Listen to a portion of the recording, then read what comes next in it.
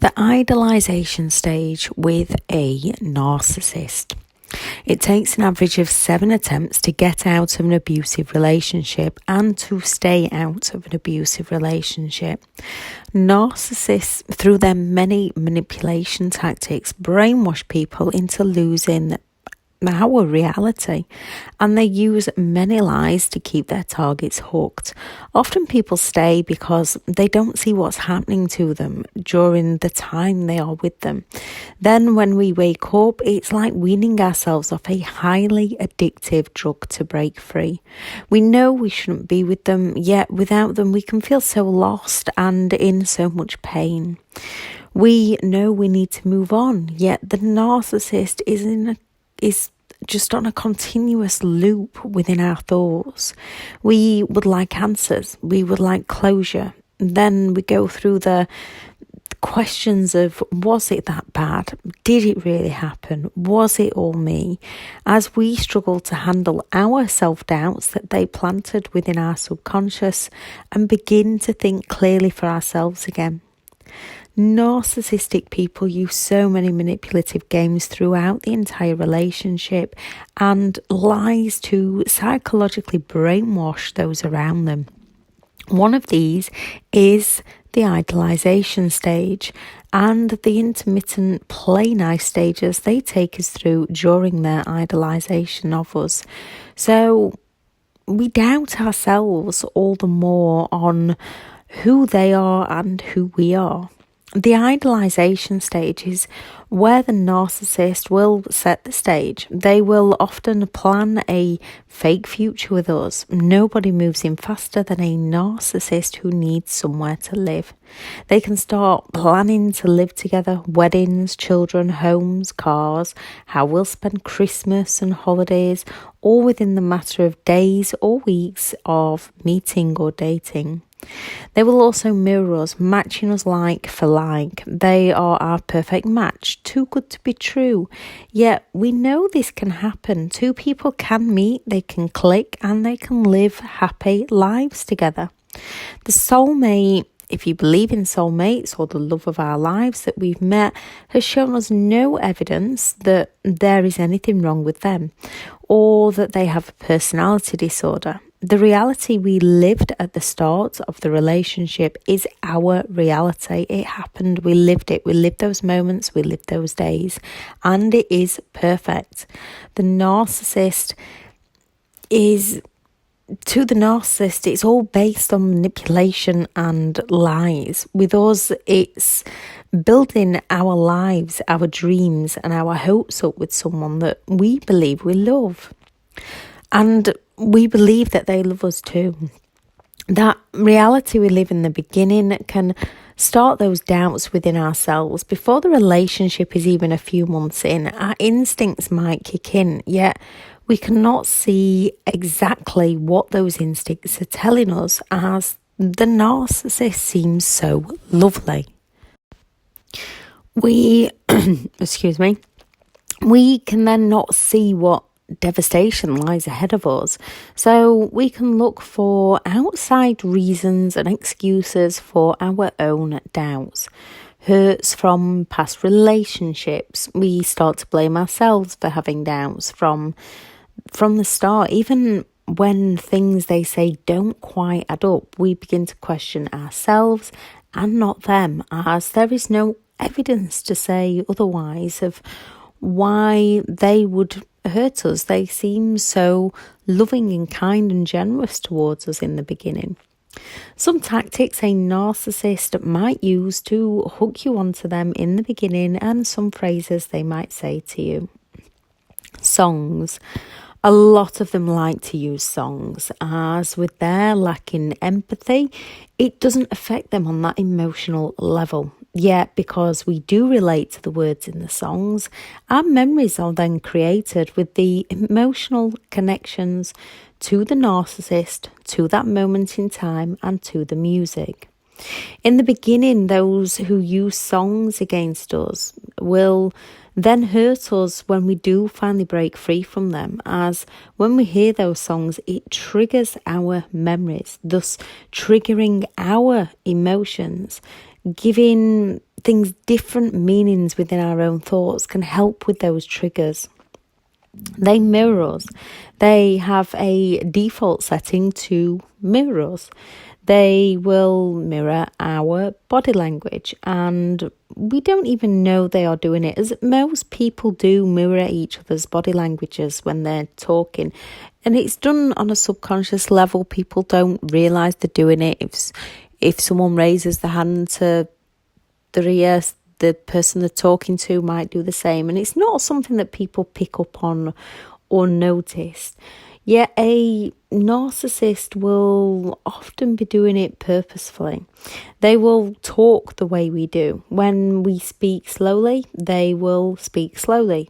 If we pause, they will pause. If we talk fast, they will talk fast. And it's the same with our likes and our dislikes. If we like a movie, they will like that movie. If we dislike a sport, they will dislike that sport. They like all our likes and dislike all our dislikes. They have everything in common with us. They happily agree with all our likes and dislikes, but only in the beginning. They will sit and chat for hours on end to learn our strengths and our weakness. Those late night conversations where we think we're getting to know each other and falling in love, they are learning our strengths, our weaknesses, our vulnerabilities. So further down the line, they can use each and every one against us. They will not make our dreams come true as they promise we'd do together. Instead, they will make our biggest fears come true. The words they may use sentences like, I've never met anyone like you before. You're different to the rest. You're so special. I've never felt this way about anyone. And they'll do this very soon into the relationship.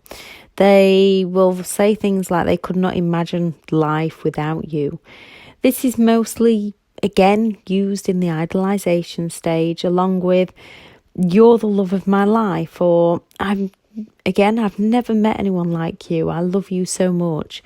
These are hard to tell between honest people who also say these things. With a narcissist, they will do it very, very quick. They can go around telling you that all the exes were crazy, and that's a red flag within that statement itself. With a narcissist, these words are used to hook us in, to keep us hooked. Even during the relationship, if they haven't anyone else lined up, they will continue using these words to keep us hooked.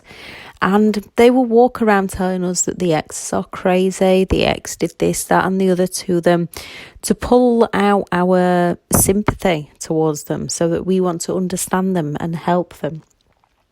They will take us out. They will shower us with attention, and therefore we shower them with attention.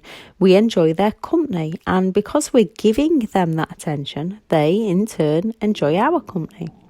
In the beginning, they want to spend as much time as possible with us. We have something they want. They may send us lots of lovely messages when we wake up, when they're not with us, as soon as they leave for work, in their lunch break. So we don't get a moment without them. They might want us to sit in the bathroom as they're having a shower or a bath, or they may want to sit in the bathroom with us as we shower or bath. And we think at the beginning that it's sweet and kind and they want to spend time with us, when it's just to keep us hooked in that moment. It's just to keep us so that we haven't got a moment's peace without them. When that first issue hits within the relationship, the first disagreement, we know in our beliefs that relationships have their ups and downs, and we can cling to those beliefs throughout the relationship to make it valid within our own minds, why we put up with their behaviour, and to make us think that we just need to work on the relationship and everything will be okay. Yet it will never be okay with a narcissist. Most narcissistic people don't know who they indeed are, so they go around stealing others' qualities and passing them off as their own. The idolization stage and the above tactics, plus many more, open up our attachment system, and this is developed in early childhood with our primary caregivers. The attachment system is developed and it opens our ability to attach to another person on a emotional and a physical level. When we are emotionally connected to someone, it becomes harder to just walk away from them. Somewhere, narcissistic people don't develop this attachment system, or they lose it in adulthood, meaning they can simply walk away without a care for who they hurt along the way. We have object consistency developed within ourselves again from early childhood, meaning we have the ability to care for others even when there is distance or conflict. As we can maintain an emotional bond, we can bounce back from the negatives and forgive them. Narcissistic people are also often missing this object consistency, and they are unable to maintain deep emotional connections with others. Fear plays a big part in keeping most people with a narcissist. Fear of letting the family down, fear of judgment from others, fear of failure, fear of making a mistake, fear of losing our identity, which we've already lost. So now our character is reliant upon the relationship. We are reliant upon being in that relationship. Fear of financial survival, fear of being lonely. The narcissist keeps us trapped with their plays of reward and punishment and keeps us trapped within that fear. That's why in the beginning, in the idolization, they learn about us so they can use our weaknesses against us to put that fear in us to conform to their demands. We can fear their reactions and change who we are, walking on eggshells to please them. Then when they reward us with that intermittent idolization, it confirms within our mind that it's our fault. It was never, ever your fault. You are not responsible for their behaviour. Fear from threats they make that could be the covert narcissist threat of "you'll wish you didn't do that" to the overt "you'll never see your children again." Fear of where we live, especially if they've taken over control of our finances. The narcissist has a profoundly wounded ego, and they fear losing control. They fear to be inferior and unimportant, so they threaten others to keep their power, dominance and control over us. Ego and pride, which also falls under fear. Proud of our family, worries of judgment and prejudice from others. How could you, of all people, stay in an abusive relationship? Why could you not see? Why could you not help them? There's got to be a way to help them and make this work. You can change something within the dynamics of the relationship and make the relationship work. Our pride and ego is there, and as much as we don't always like to admit it, sometimes we have to let that go and not worry about the judgment, not worry about those questions of people asking, why did we stay? Why? It doesn't matter why we stayed. We did, and that's as simple as it is. Those people who asked those questions did not live it, so they do not know. Those who lived it understand. A narcissist's pride and ego is to help themselves, and nobody falls in love faster than a narcissistic person who needs to prove to all others they are not the one at fault. Why most will hop from one relationship to another relationship, often before one relationship is even over. Caring people who've been hurt by people can jump into a relationship. We all make mistakes and have errors in our own judgment, but a narcissistic person jumps in to use somebody, not to feel loved by somebody, to use. Yes, they do want to feel loved by somebody, but their end goal is to use them for something. Guilt plays a massive part, especially if you have a child with a narcissist. Guilt keeps people trapped within a narcissistic relationship. A narcissist does not feel guilt, or they might feel shame in a moment, which they will project their behaviour onto others to escape accountability and escape taking any responsibility, removing their feelings of shame and often leaving us with feelings of guilt. Gratitude keeps us stuck in this relationship. A narcissist will continue through the reward stages, those idolization stages of the relationship. They'll just play nice. To keep their control. As they are not bad all the time, as they don't hurt us all the time, meaning we can find evidence of when they can treat us right. When they are doing those idolization stages, they are treating us right. A narcissist can treat us better than anyone ever has, while treating us worse than anyone ever has. We live the reality of when they treat us so well. They idolize, devalue, and then discard. Even those temporary silent treatment discards. They will over-exaggerate the times they treat us well, and they will underplay, deny, blame shift the times that they've mistreated us.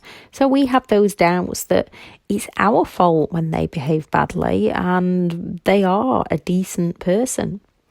Things like if they have destroyed property, you'll get things from them such as, you made me do it, or at least I didn't punish you.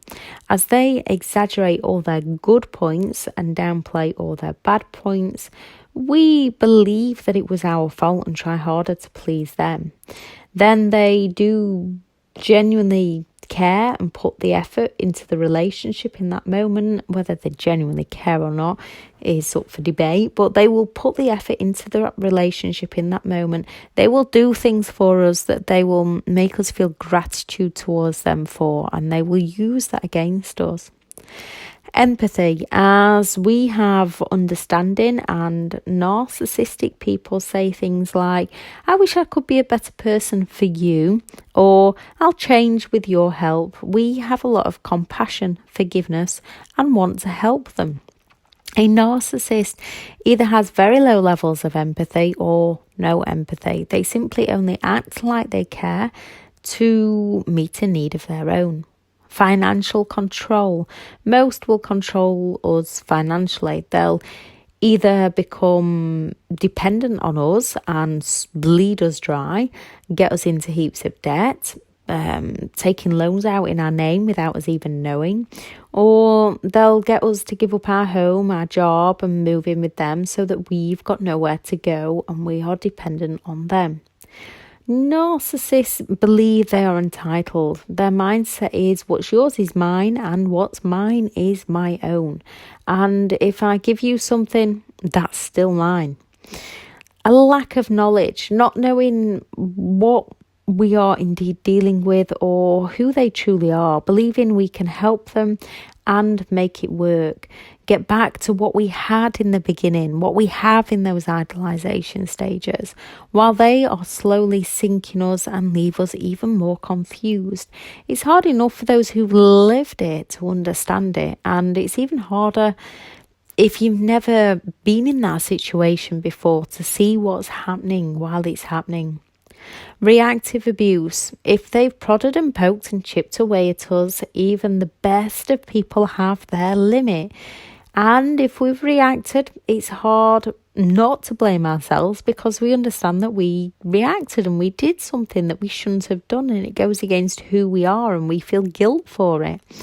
And a narcissist will use that against us forevermore. They will play on that. Some will have filmed it to use it against us. The narcissist relies on our reactions so that they can twist the stories that they tell. Cognitive dissonance, this is where our beliefs don't match our realities. And again, that reality in the idolization stage, in the beginning of the relationship, it's real. We lived it. Yet, as they show us one reality that matched our beliefs, especially in the beginning, and then they show us a different reality that doesn't match that person that we met, It's difficult to see what's truly happening and causes inner conflict within our own mind. Our beliefs that we should stand by and help them and be there for them. They're the parents of our child. Our children should have two parents together. The narcissist's reality to them is their reality, and they do not care for others' opinions. Narcissists' beliefs they are better and special and more important than others. They should be looked up to. They should have attention. They deserve attention. They will seek to destroy those who don't conform to their demands. The gaslighting and the idolization stage is a form of gaslighting because they sell you a person who they are not.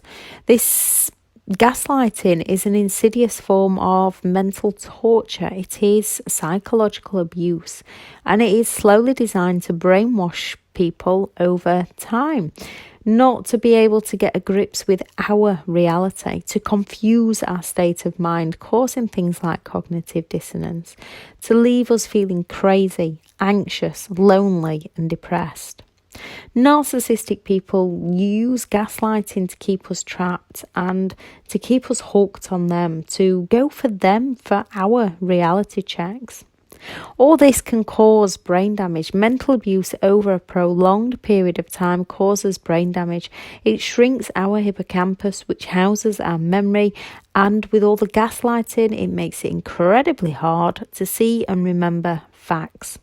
It also grows our amygdala, which houses our emotions. So all our feelings are in a constant state of high, good and bad, positive and negative feelings. With the narcissist playing nice, those good emotions are heightened to an extreme. And then when they hurt us, those negative emotions are also heightened to extremes. So we end up running on a lack of memory with an extremely high emotional roller coaster, and that causes those extreme highs and lows. Human needs, as Tony Robbins said, anything we do, any action, feelings or emotions that meets three of our human needs, either negatively, neutrally or positively, we can become addicted. And these needs are certainty, and we are certain we're in a relationship with them. Uncertainty, we never know what's happening next. Significance, we are usually doing all we can to provide and help them. Contribution, we give all of ourselves to them and try to make the relationship work. Growth, temporarily when we get it right, the relationship is going well. And those false promises from the narcissist that have us believing they will change and our dreams will come true. Love and connection, when they idolize us in the idolization stage and those intermittent play nice idolization stages, when they play nice, we feel loved. And due to our empathy, attachment systems and object consistency, we feel genuinely connected to them. Narcissistic people fill their human needs up in negative ways, quick fixes and sometimes violent ways. They want to feel significant, certain, and a connection. When they threaten people, they get those feelings met. Even if we are around a narcissist where those around us sense something wasn't quite right with them, told us to leave, as we could see the narcissist's good side. We could see when they played nice. We lived the moment when they treated us well. And yes, it's all down to the gaslighting and the blame shifting that makes us blame ourselves. But we are aware and open to our own insecurities, vulnerabilities, faults and flaws. We understand that we are not perfect, as most of us are imperfectly perfect in our own right. So we forgive their flaws, we look past their flaws, and as they exaggerate our negative behaviour and downplay theirs, it's very easy to put theirs to one side and focus on our own. We care and want to help people, want to understand more about people, don't want to quit until we've exhausted every single option to change the dynamics of the relationship into what we had in the beginning, the idealization stage. But when we realise that that is never going to work, when we make the decision, when we make the choice that we cannot make it work with them, then and only then can we walk away and bolt the door shut to the past, begin to learn more about ourselves and who we are, so that we can work out the things we enjoy for us again, fall in love with ourselves again, what makes us and others do what they do, feel how they feel, and be able to move on and find a happier life. We can have a great view of perceptions and can see others' ideas, viewpoints. Now, a narcissistic person can only see their own, whereas we are open to ideas and taking on board other people's points of view and other people's opinions. A narcissist is only interested in their own. All of the above causes the trauma bonding with a narcissist. Trauma bonds are both psychologically and emotionally, and you cannot just fall out of a trauma bond like you can fall out of love. Trauma bonds are caused by the idealization stage of the relationship. With the narcissist, it's those idealization stages of the relationship that cause those trauma bonds and our empathetic loyalty to those that we care for, the manipulation we receive from them, the love bombing, the idolization, and the abuse. It keeps us off balance and hoping for that nice narcissist to come back. Traumatic relationships cause natural hormones to be released, like adrenaline in the highs and cortisol in the lows, and it becomes addictive. In the idealization stage and the love bombing stages, those intermittent play nice from the narcissist, we get the dopamine hormone that is so intense, and we simply become hooked on the dopamine release. And then in those stressful times of the relationship, in those silent treatments and the discards, we get the cortisol release from the stress. With this pattern of hormonal release, it becomes extremely addictive within the body and the mind. After the trauma bond has been created, it's hard to stay away from the narcissist as we lose the intensity of those hormones. We often mistake ourselves for being in love with the narcissist when we are not. It's a chemical and emotional bonding addiction to the narcissist. It's bad enough when we love somebody and lose somebody that we love, but with the chemical addiction as well, it makes it even more difficult to break away from. We become dependent on them as a direct result of the abuse and the inconsistency of the relationship between the idolization, the devaluation, and then the intermittent play nice. When we look at the facts and we find them, we often no longer respect them. We don't trust them. We may fear them.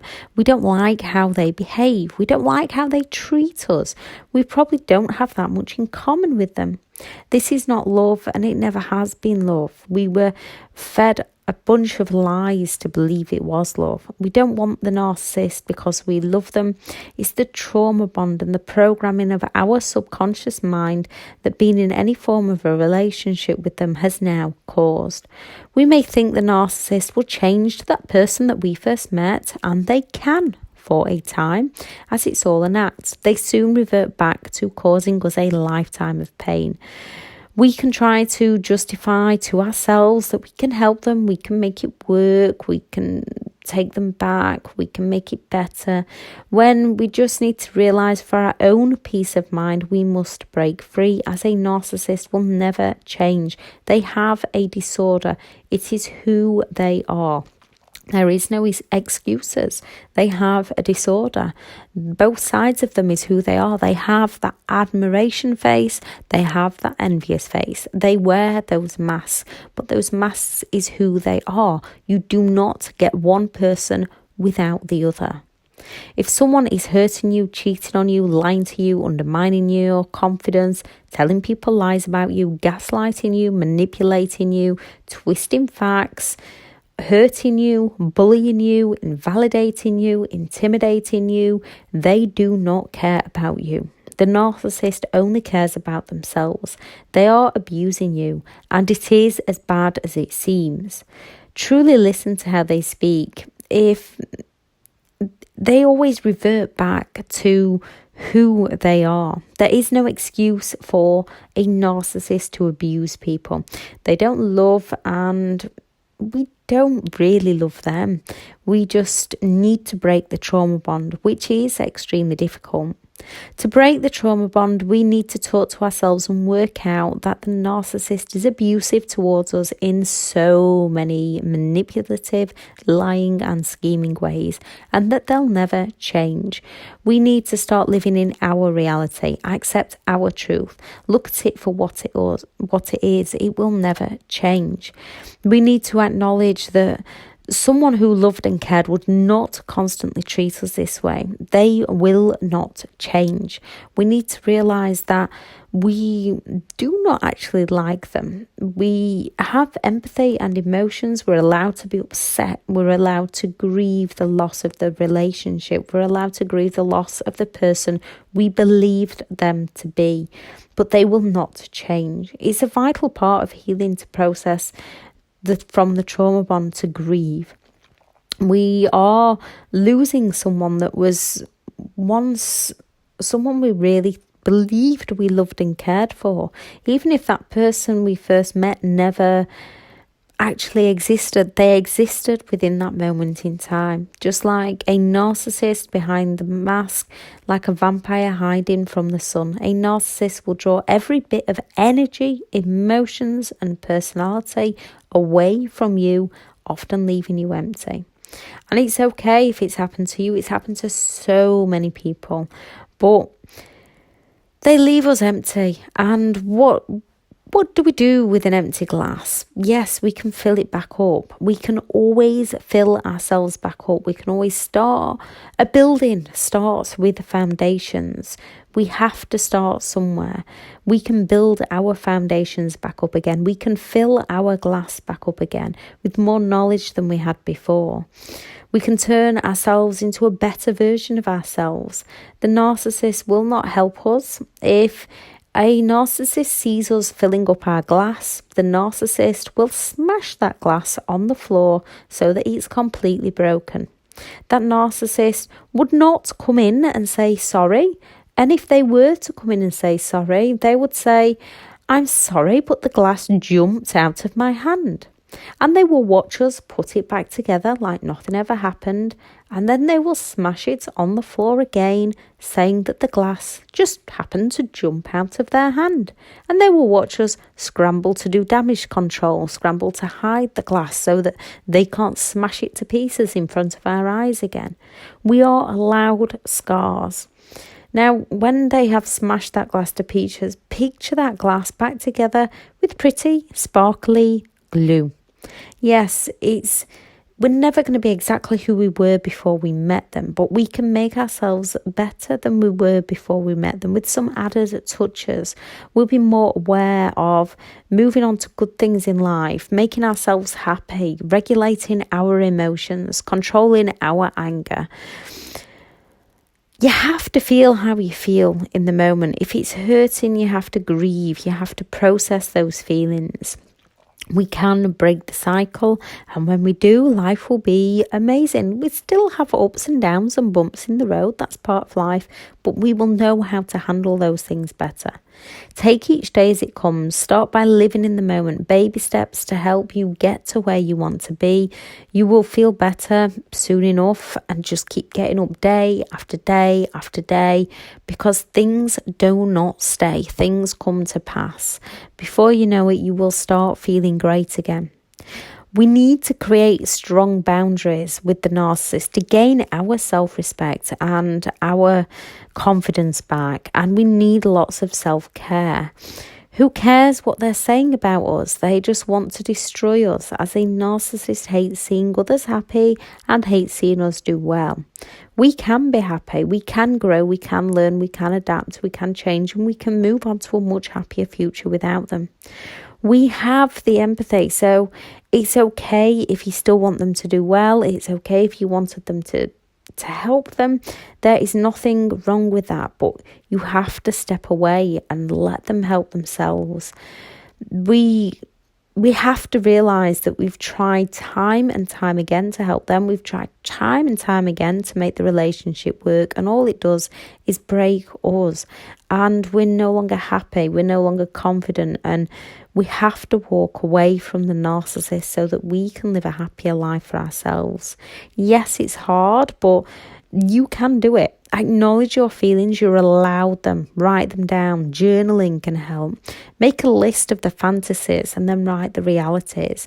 So an example of a fantasy is the narcissist in the idolization stage saying things like, they would never cheat on you. The reality is they cheated. When we acknowledge it out loud or writing it down, it helps the chemical component of the trauma bond to lessen over time, thus making it easier to move on. Yes, it is hard, but it helps to break the trauma bond. Write down those realities of the relationship and not the beliefs of the person that we want them to be, not the beliefs of the relationship we thought we would have with them, not the beliefs of the fake future they led us to believe that we would have with them. Start writing down the reality of the relationship, and then starting writing down what you would actually like from a relationship, because to get what you would actually like from a relationship, you are going to have to let go of the narcissist. You are going to have to let go of that very person that's bringing you down and hurting you so that you can find what you do want out of life. Thank you very much for listening. If you have anything that's helped you recover from this, or any advice or any other ideas, please add it into the comments. I shall add in the description where you can find me on social media, and I shall add the links to the courses. I am fully booked on coaching at the moment, so I will add the link to BetterHelp. I will add the video because it's got more details on some of the information in this video on what keeps people trapped in a relationship with a narcissist, and more ideas of how to break free. I shall add a video on the narcissist's gaslighting and a video on why it's pointless trying to explain yourself to a narcissist. There's no point in arguing with them, just leave them to it and find our own way in life. Thank you very much for listening. Bye.